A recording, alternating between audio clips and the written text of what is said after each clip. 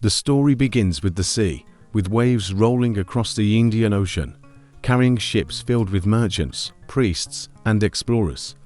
Among them stood a man whose destiny would take him farther than any African warrior of his age. A man who would walk into the heart of Japan during the age of warlords and become something no foreigner had ever been allowed to be. His name was Yasuke, and he became the first black samurai recorded history. But before swords clashed and honor was earned, before he stood before lords and generals, before he stepped into the pages of legend, Yasuke was just a man traveling through a world that never expected him to rise.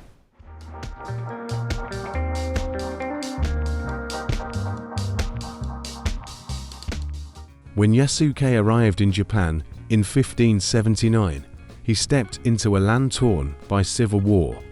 The Sengoku period, an age of endless fighting between powerful clans, where samurai lived by the blade, and warlords dreamed of unifying the country.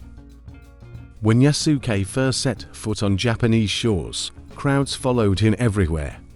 His height towered above most men, his strength was obvious. His skin was unlike anything many had ever seen. Some believed he was a divine being, others whispered he was a demon. In temples, priests rushed forward to touch him, believing his skin was painted. Yasuke calmly removed his shirt and revealed that the color was natural. The crowd gasped. It was a moment that would travel through rumor and song all the way to the castle of one of Japan's most powerful men.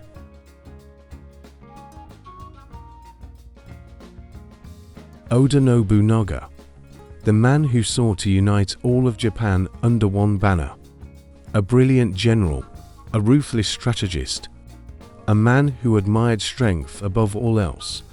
When Nobunaga heard of a giant African warrior in his lands, he demanded to see him. Yasuke was brought to Nobunaga's castle at Kyoto. Torches flickered on the walls. Samurai lined the hall, their hands resting on sword hilts.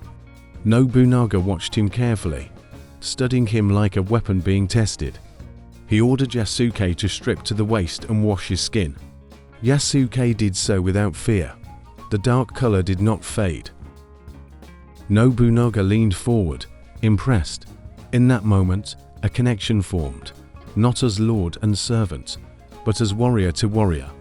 Nobunaga saw greatness, strength, discipline, potential, and he made a decision that would change Yasuke's life forever.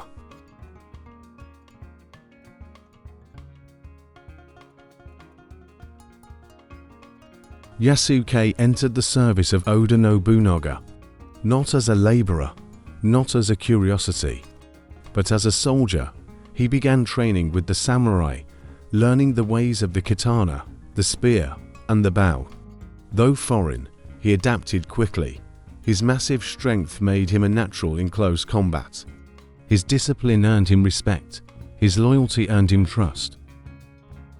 Nobunaga gave Yasuke armor, black lacquered plates with gold trimming, and a katana forged by one of the finest smiths in the region. Armor fit not for a servant, but for a warrior.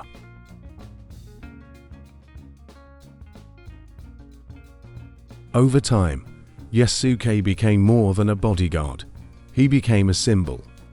A foreigner who rose not through birth, but through merit. A warrior who represented Nobunaga's belief in talent above tradition. And the people of Japan gave him a new name, Yasuke, the African samurai.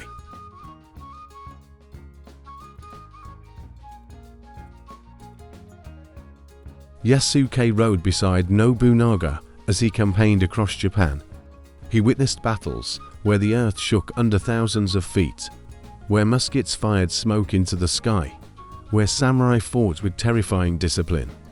He stood guard in smoky war councils. He defended Nobunaga's castle from assassins and plots. He became a familiar presence in the court, honored by warriors and feared by enemies. One story tells of Yasuke lifting a giant warrior off the ground with one arm. Another speaks of his ability to carry heavy weapons that most soldiers could not. Children followed him, laughing and calling him a hero. Samurai bowed with respect when he walked past. He was becoming a legend in a land that was not his own. But history does not allow greatness without challenge, and Yasuke was about to face a moment that would define him forever.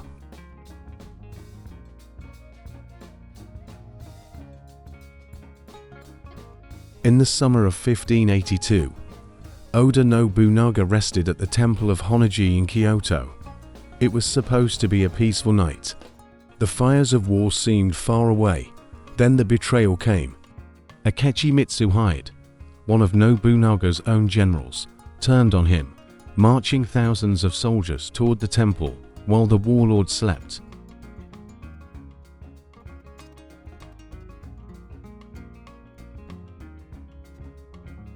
The night erupted with flames.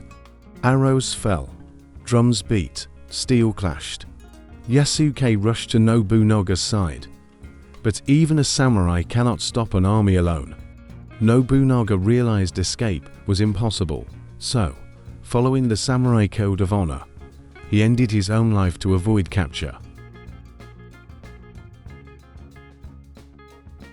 The flames rose around him, the temple burned, and Yasuke stood in the middle of it all, alone, but he was not broken. He gathered Nobunaga's son, Oda Nobutada, and led him away from the inferno. The young lord's life and legacy depended on the African samurai. They rode toward Niyu Castle, preparing for the next attack.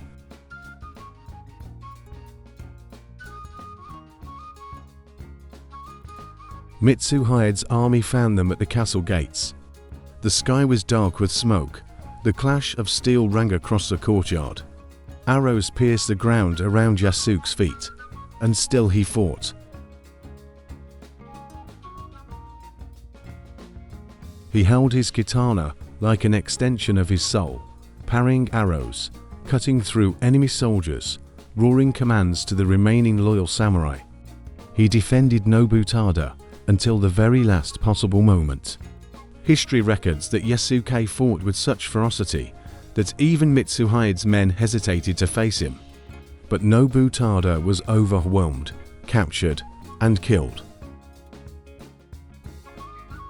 Yasuke, surrounded and exhausted, was finally taken alive, not by defeat, but by numbers alone. And here, his story takes an unexpected turn.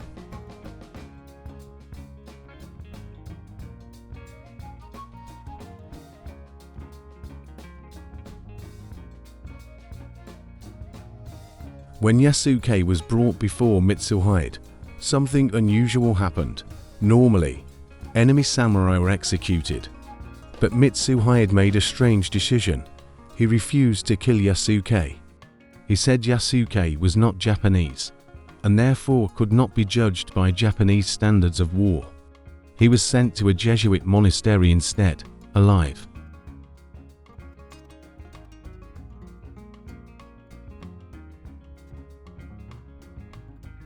Some historians believe Mitsuhide recognized Yasuke's bravery.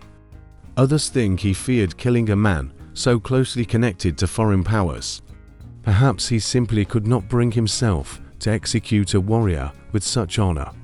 But this moment ensured Yasuke would survive the collapse of the Oda clan. And after that, he disappeared from the records. Some believe he returned to Africa. Others say he remained in Japan as a free man. To this day, the final chapter of his life remains a mystery. But legends are not measured by how they end. They are measured by what they inspire.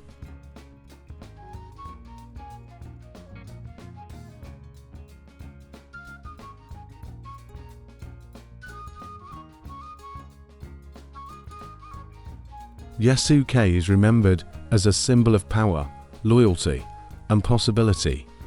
A man who crossed oceans, a man who mastered a foreign culture, a man who became something no one expected, a samurai. His story reminds the world that greatness is not limited by birthplace. Courage has no color. Honor has no borders.